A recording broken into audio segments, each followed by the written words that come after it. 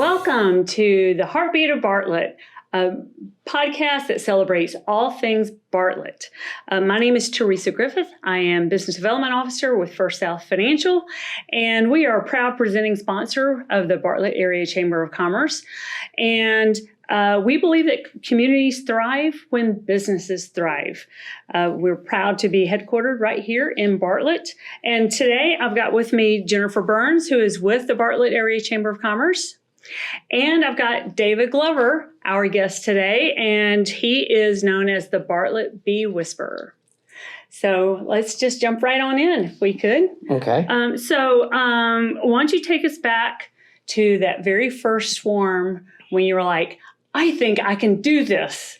Now, the crazy thing is, back in 2009, a lot of companies were having problems. There was a financial drawdown. Realty was just horrible. Businesses were losing money. And the company I worked for sold my department. And I was looking for a new job. In the middle of trying to get a shirt and tie gig, my daughter came home one day with a little jar of honey and said, "How do they do it?" And the answering of that question, one, she didn't like my answer. Because by the time I got there to answer the question, my son had already beat me to it. And he said something like, "bee vomit." And that's all she remembered. And so I reached around to try to find somebody who had the answers for me, and ended up taking her to a beekeeper in Bartlett. And while we were there, my daughter's job was to look for the bees. And my job was to paint new boxes for Marcia. That was the trade-off. You paint boxes for me, I'll talk to your daughter. And my daughter was at this plate glass window, and she said, "I found the bees." I said, "Where are they?" "Everywhere." And Marcia ran to the window. She looked at it. She said, her bees were swarming out. And so we were a little bit behind. What she wanted to do was to split her hives and talk to Simone while we were doing this. And we went out in the backyard. There were thousands of bees spinning in the air. And for me, it was one of the coolest things I'd ever seen. It was like a bee tornado. Wow. And they started. And was it loud? It was loud. I mean, it was like a vacuum that just every dog wants to attack. It just was and spinning, and they went up into a pine tree and made this beautiful cluster. And I was like, "This is so cool." And Marcia's like, "No, I'm losing half my honey production." I'm like, "Well, how do you get them down?" "I can't." I grew up farming. Chickens get out, you go get the chickens, you put them back in. Pigs get out, you go get the pigs, you bring them back in. Rabbits get out, you chase the dogs down, get the rabbit away from the dog, put them back in their pen, that kind of stuff. So I'm looking at these bees thinking, this is, livestock. We should be able to get it back. And looking at it, I thought, that's about the size of a 5-gallon bucket. If I had a long pole and some duct tape, and if you got duct tape, it's got to work, right? Right. Okay. Tape it to the pole. It sounds like a man's. Boom, and the bees would fall in the bucket. And there's so many of them, they can't all fly at the same time. And I'm saying all this out loud. Marcia says, "That sounds pretty good." I said, "Do you have another bee suit?" "No." In the back of my mind, I could remember my grandfather telling me, bees that are swarming have nothing to defend, so they're not going to sting you. And I don't know how old I was when he said that, but I'm like, "Papa, don't be lying." And I actually did exactly what I thought. Hit the limb. Most of the bees fell in the bucket. The rest of them fell on me. And I'm like, "God, please don't let me die in front of my daughter." And I dropped the bucket down to Marcia, and Marcia poured the bees into one of her new hive boxes, and the bees went in. And all the bees that were on me just went to the box. And I was like, I have got to get some bees. Okay, so I'm unemployed. I don't have the money to buy equipment, and I don't have the money to buy bees. And I talked to my wife about this, and it's like, "Do you think we could do this as a hobby?" And she said, "Yeah." And so I got in the garage, I built my first bee box, and I ordered a bee suit. She gave me permission. She has the checkbook. I don't. I'm that one in the family, so she takes care of all the finances. But she allowed me to get a bee suit. And I called a friend in pest control. "Do you get calls on swarms?" He said, "Yeah, all the time." And I said, "Well, I want to set up some bees." He said, "I'll call you." And the next week he called me. And I went to go get the swarm, and I got to the person's house, and I couldn't find the swarm anywhere. And so it's in Arlington, and I'm looking around, I'm like, okay, I got to ring the doorbell. Oh, they're over here on the side of the house. We went to the side of the house, and there was a 2-inch PVC pipe for the phone line and the cable line to come into the house. And the bees were just coming and going from the pipe. They're in your house. This isn't a swarm. He says, I know, you can hear them in the wall inside. And we went in, and not only could you hear them, but I could feel the heat on the sheetrock. Radiating. It was just coming through. It's like, it's cold over here. This feels like it could be 70, 80 degrees right there. And he said, yeah. And I looked at sheetrock, because I've been in construction, so it's just sheetrock. I can cut this out, fold it out of the way. Whatever the bees have built, I'll put into my box, and I'll put my box right up here where the PVC pipe comes in, and the field bees coming back with food will smell everything in the box, and they'll go in the box instead of going back up where everything was. At the end of the day, I'll move the box out of the way, I'll fix your wall, I'll plug the hole. I've got bees, you've got your house back. And he gave me permission to do that. And at the end of the day, and I'm walking away with his bees, I'm happy, I'm excited, I've got bees, my daughter and I have something to play with, and he says, hey, David, how much do we owe you? I'm like, what?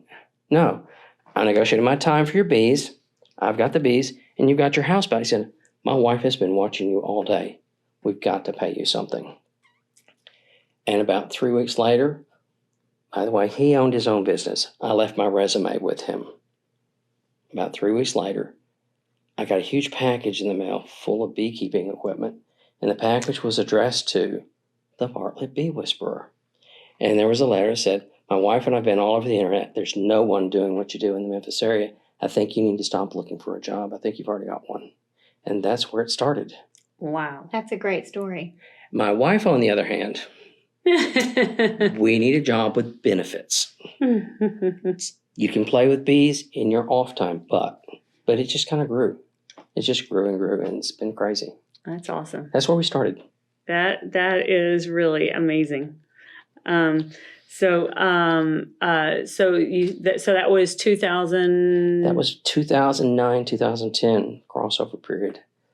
And let me tell you, my wife was highly stressed out during that time period. She really is good at managing our finances. When I came home to tell her that my job was going away, she said, this is January. She says, you've got until June to find a job. And in June, she said, actually, I wasn't planning on a severance. You got till December. And so I continued looking for a real job. I was looking for a shirt and tie kind of thing. And now I don't have to wear a shirt and tie anymore, unless, the function requires it. But most of the time it's blue jeans and T-shirts. Well, I'm just glad that when you were with Marcia and her, with the tree, that you didn't have a significant medical bill. Oh, I know. It's like amazing. And the more I've learned about bees, swarms are just the most peaceful they will ever be. They have nothing to defend. There's no honey. There's no babies. There's no home. Nothing to defend. And as long as you're peaceful with them, you can work them barehanded if you want to. Most of the time, I'll have a veil on because I don't believe in putting myself at risk just for the photo op. I mean, granted, there's some photos you'll get that have me without my suit with a bunch of bees, but that's because kids talk me into it. And I am a 12-year-old in my head. The first response I would think of when I see a bee or swarm is to run. What do And that's you okay. recommend people do? Nature is funny. Most of the time, nature doesn't care what we're doing, as long as we're not messing with it. And that even includes snakes. I mean, they don't care about us. They want to avoid us. We're coming into swarm season, by the way. So swarms are going to be happening. They'll be hanging out on mailboxes or on cars, on trees. The best thing to do right then, take a picture of it. And then guess how high off the ground it is. And reach out to memphisbeekeepers.com. And reach out to a beekeeper who can do that. You can always go to bartlettbeewhisperer.com and call us. But 1 in 4 swarms survive the swarming event. That means 75% of our swarms die. So the sooner we get called, we can rescue the bees. We can feed the bees if they need it. We definitely give them a home so they don't have to sit there for 2, 3, 4, 5 days waiting for their bee realtors to find a place for them to move into. So what is define a swarm for us? Okay, so a swarm is they're basically homeless bees. So does that mean they have no queen? They do have a queen. Okay. So swarming is the natural reproduction of a hive. We produce by making babies. They produce by splitting the hive. So think back to biology, high school biology. You have the amoeba, this single cell organism that eats a lot, gets really big, and then splits. Mm-hmm. Well, the honeybee hive, the colony, is much like that. The queen lays thousands of eggs per day, 1,500, 2,000 eggs a day. And in the spring, she is in overload. And when they get up to about 60 to 80,000 bees in the colony, they're congested. And the queen stops laying. And the bees start splitting until there's like two groups. And one group leaves with the old queen to find a new place to live. And that's the reproduction of the hive. In the old hive, they'll be raising anywhere from 4 to 40 new queens. And the first queen to hatch out has one job, that's to kill her sister queens, because there'll only be one, and take over the hive. But that's what a swarm is. It's homeless bees looking for a new home.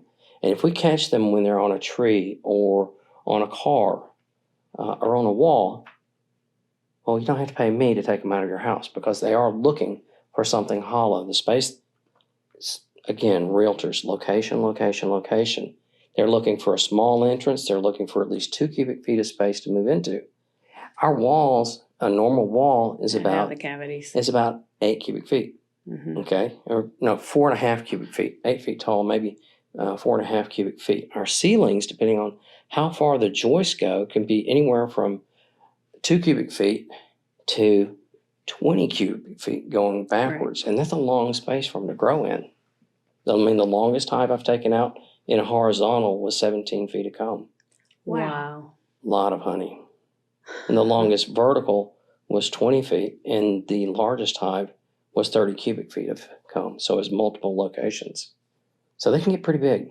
Wow, that's amazing. Yeah, I've seen some of the videos on your Facebook page and on your YouTube site, and it's amazing how spread out. Like they would you would take out everything below this picture, Mm-hmm. and the hive would be all that area behind it. It all depends on how the house is constructed, how the buildings are made. We've got bracing beams going across through the studs sometimes, and the bees get in under that, so it restricts the amount of space they have available. But if there's any spacing between the sheetrock and the studs, mm-hmm. they'll just walk around to the next space and fill it up. And I have done multiple chambers. It's crazy. Yeah. And fun. So what's the scariest moment you've had with your I guess it's not an avocation anymore, it's actually vocation. It's a vocation. We play a game called In and Out. You play a game? Mm-hmm. Are the bees on the inside or the outside of the veil? In, out, and we'll in or out, and we'll look at each other. I have kids that work with me from 17 to 30 in age, and I say in and out, they'll look over and they'll look and they'll say, "Oh yeah, that's on the outside. Don't worry about it," because you can hear the bee buzzing, but you can't really see mm-hmm. if it's inside the veil or not. So the worst stinging event I had was 53 stings. Oh. The worst around my head, I had 10 stings around my head. The bees had gotten into my veil. Wow. And I don't know if scary is the right word as much as, okay, I've got to control this situation. I've got to go and do something. In a prior life, I was in the military. And so you're trained not to be afraid of certain situations and deal with the situation. And then you freak out later. Like, right. Oh my gosh, I cannot believe I left my veil unzipped the whole time for this removal and not one bee got in. And that does happen. It's like guys forgetting to zip up their pants. I mean, we're not all stupid. But sometimes you forget. You've got one earring in and it's like, are you supposed to have 2 today? No, it's a fashion statement. So that gets kind of scary. I worked for one homeowner who was EpiPen allergic to bees. Mm-hmm. And he kept coming into the bedroom where we were working because he could not resist the urge to see He was what just we were too doing. curious. Yeah. And I've had people crawl up on the ladder behind me to get better pictures. I had one lady underneath me taking a picture up into a tree, and I'm like, you do realize this suit protects me, not us. Oh, do you think they might? Yes, they might sting you. Please, please back away. It scares me more when, for lack of a better term, civilians, pedestrians come close to what I'm doing. We did the Civil Rights Museum a couple of years ago, and cute little boppity, and I hope she doesn't take offense, newscaster came out to take pictures and video, and I'm like, you're too close. You are too close. Yes, I'm 2 stories up in a lift, but you are too close. Somebody's going to get stung. And the cameraman ended up finishing the interview because she got stung. And it's like, please don't come. I don't call news agencies to come watch me work. If they show up, somebody else did, because I don't want the liability, and I don't want somebody else having to go to the hospital because of curiosity. Right. Well, so I understand you don't just relocate bees. You also donate them to local farms and nonprofits, other beekeepers. Can you tell us a little bit about that? In the past, I've worked with Thistle and Bee. I love them. Wonderful people. They've got a wonderful program. They received over 40 hives from us. Wow. These are bees from people's homes that need a home. And Thistle and Bee has a program that helps women who are in a bad situation get out. And I believe in that program. I've worked with Arc Farms in setting up bees. These are at-risk kids and farm animals who have been taken from their homes because they were not being managed or taken care of. Rescued bees fit in that situation. And I work with B901. B901, 100% of their honey proceeds go to help other nonprofits in the Memphis area. That's great. About 90% of the bees that I take out of people's houses go to either a beekeeper who needs them because they've lost colonies or to one of the nonprofits I support. That's awesome. And they don't pay me for the bees. They get them for free. I get paid to take them out. It's a job. But they get them for free. So, yeah. Yeah, that's pretty awesome. So in terms of when you get that call, if I heard that humming in my walls, I would be so freaked out. Definitely. And I am allergic. So I don't have an EpiPen. I'm like, should probably have one. But aside from that, what is your, you seem to have a very calm demeanor that the bees appreciate. So I imagine that you may not always have calm homeowners. My office manager is awesome. I've gone to the jobs. She receives all the phone calls. So November to March, I have the phone. From March to November, my phone is forwarded to my office. And the young lady I have there working in my office is really good. And I show up to people's homes, and I may do 10 surveys at the end of the day. And I'll go in, and I'll have people go, dude, I was on the ceiling, and that girl you got in the office talked me down. It was like, I don't know if she has a degree in psychiatry or what, but I was about to. I didn't have a Xanax. I was looking for a doctor. I need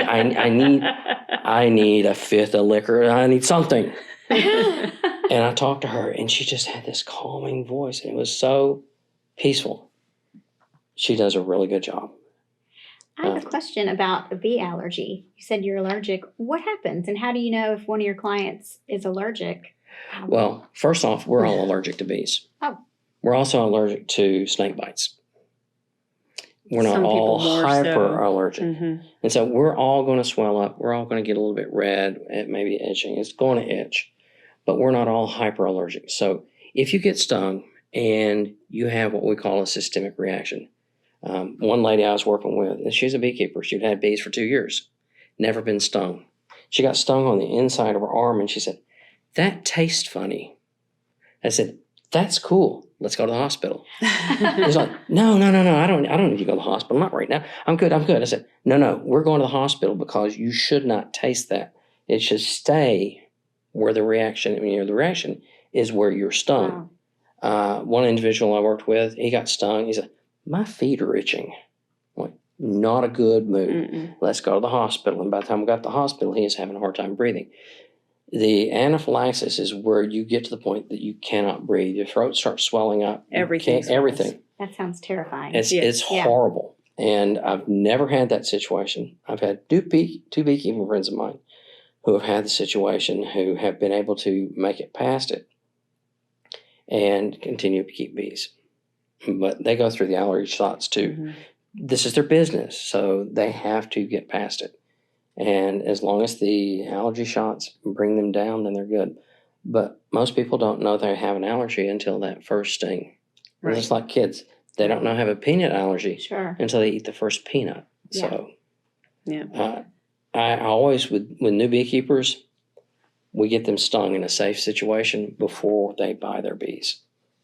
And like, we want to know how you react. If you've never been stung, you're going to get stung.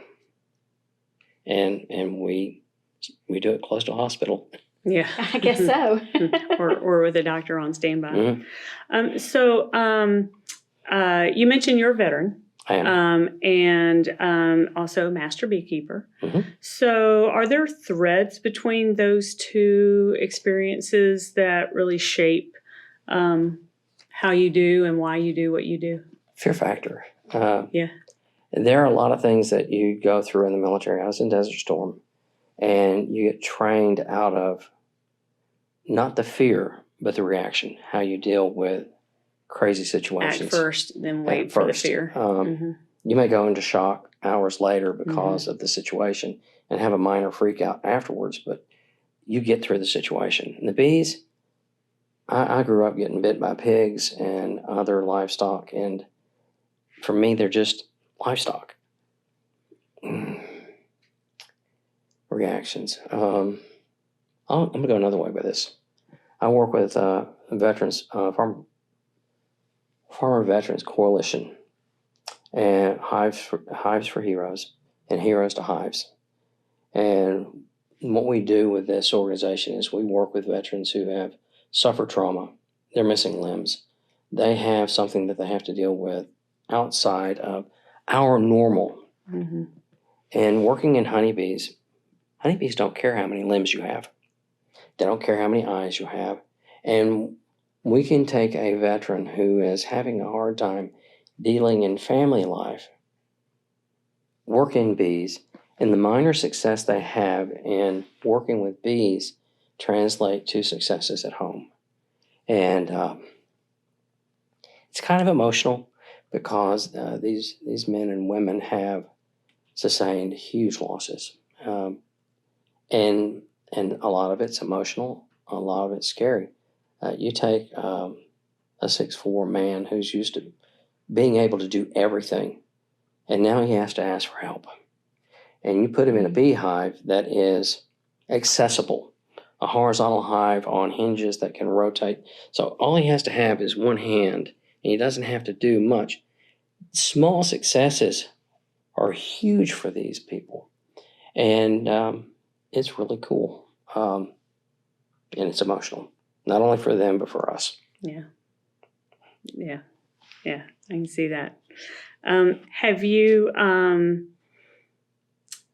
ever formed not really an emotional bond with a colony, but but more of felt sadness when you realize that this hive can't be saved? That's a great question. I work with new beekeepers, and I tell them, don't name your bees. Don't, because the queen is laying 1,500 to 2,000 eggs a day. Susie today That's may a lot not of be names. Susie tomorrow. And I don't know if she gets PMS, okay? I've wondered, but she doesn't seem to have it. But don't name your hive, because it's not a puppy, but in a lot of ways it is a puppy. If all you've got is that one hive and you're emotionally invested in that hive, and you go in there and you've got mites, or you've got small hive beetles, or you've got something going in the hive and it's just dying on you, it's traumatic. I'm not as emotionally bound to that first hive that I had anymore, but they're all precious. Oh, Thank Yeah. you. Yeah. It hurts. I mean, the national average last year was 60% loss. So 60% of our Wow. colonies across the United States were lost. Of the ones for that year when For we're already all down. of the hives that we had in 2024 to 2025 spring, we lost 60% of them. Wow. And we're already down significantly from where we were in the 70s, 80s. We're averaging about the same. Okay. And the reason we do that, and we can do that, is because beekeepers split their hives in the spring. And some beekeepers will split 3 times off of one hive. And so they'll have 3 colonies from one. So take simple numbers, 100 colonies, I lose 60% of them. We're down to 40. I split those hives, just normal split, I've got 80. I don't have the 100 that I used to have. But if I triple them, now I've got 120 colonies going into the fall. And so that's what beekeepers are doing. We're increasing the number. We just got out of our yard at Jones Orchard, and our losses for this year were 20%. So we're doing pretty good, better than national average. that's great. Yeah. So talk about that. Talk about how farmers rent bees for pollination. How does that work? That is a huge business, and we actually have brokers who reach out to the beekeepers across the United States. And A bee broker. A bee broker. Mhm. And we will Interesting. put thousands, I would say millions of colonies on flatbed trucks, and we will ship them. They're already out in California right now for the almond fields. They'll stay there, and depending on what they broker for the deal, you get 2 hives of bees. And this is how much you get paid for that hive per crop. So if you put that hive on a yard that has raspberries, strawberries, and blackberries, and they're all blooming at the same time, you've got 1 hive, but you're getting paid for 3 crops. Pretty cool. From almond fields, they go up north to the apple fields in Washington, into New England, and then back down to Phoenix, Arizona, that area for the melons. And all year long, bees are being shipped just for pollination. That's about $15 billion in added revenue. So are they Just in renting agriculture. or are they buying? They're renting. So how does that work? Does the queen stay with the hive? We're basically and the picking bees go up out the during house. the day and come back? Mom and all the bees go to the new location. Mm-hmm. It's like getting a new job. These bees got a new job in California, Mm-hmm. and the whole family goes. And the queen, she flies once, maybe twice in her life, once to get mated and once if the colony swarms. The rest of the time, she stays in there, and she just lays So they always eggs. come back to They're the always queen. coming back to mom. Okay. And they have the ability of, they got their own GPS system. Mm-hmm. It's the sun.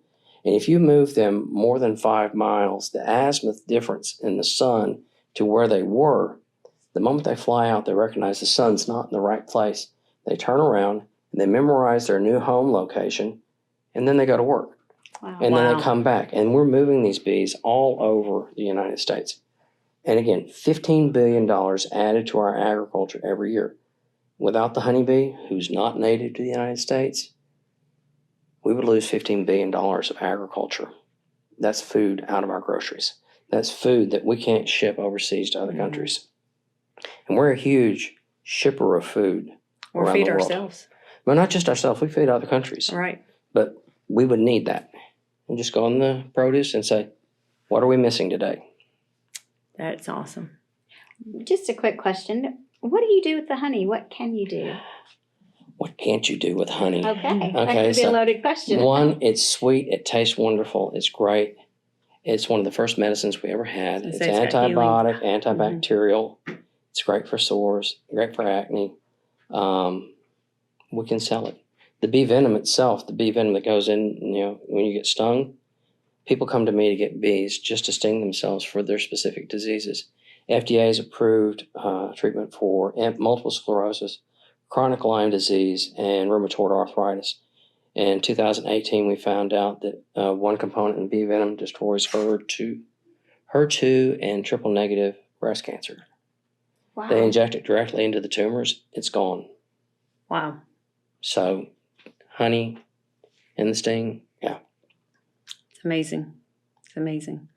All right. Was there anything else you'd like to share with us that we haven't talked about today? Well, the big thing is we're going into swarm season. So right now, start watching around. If you see a cloud of bees flying around, watch where it lands.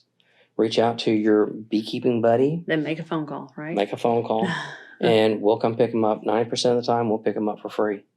If it involves something drastic like climbing really high, we may just say, let's see where they go. But most of the time, we pick them up for free. That's awesome. All right, we're going to post his contact information right here. So look for that if you need to contact the Bee Whisperer. Dave, it's been a joy talking with you today. Thank you. Thank you very much, both of you. It's been so interesting. I've learned a lot from you. And you service the Mid-South, right? So you'll serve West Tennessee, Eastern Mississippi, Arkansas, Missouri. Okay. I will travel. All France. Thank you for your All right. time. This You're is welcome. really Awesome. interesting. Thank you. All right. I would like to thank V2 Media for producing this podcast today. So thank you, V2 Media. And we will see you next time. Thank you very much.